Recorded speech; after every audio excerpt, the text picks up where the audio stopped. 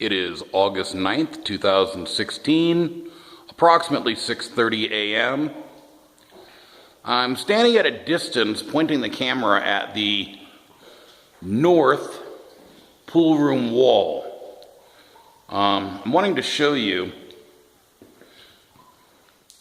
first, this is where different materials butt up against each other.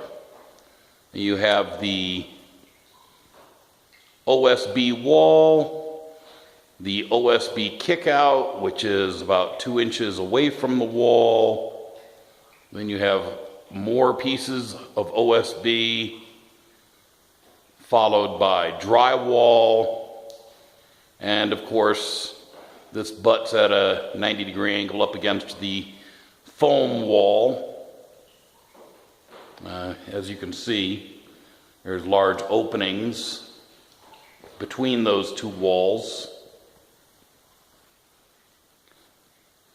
I'm showing you this, wanting to draw your attention to the upper portion of the wall. You'll notice it is white and gray colored.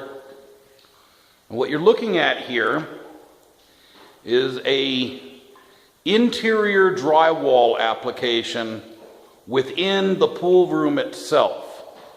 I recently read testimony from contractor Daniel Vogel's deposition, in which Mr. Vogel asserts that absolutely no drywall was used inside the pool room interior.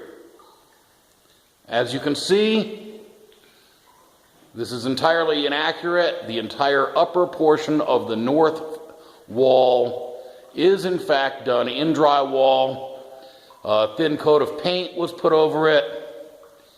And as you can see, the wet drywall is showing through underneath the paint, because currently at 6:30 in the morning, this drywall wall is completely saturated.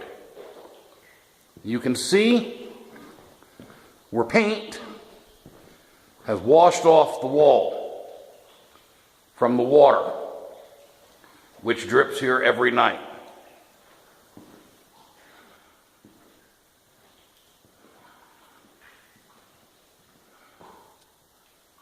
This is the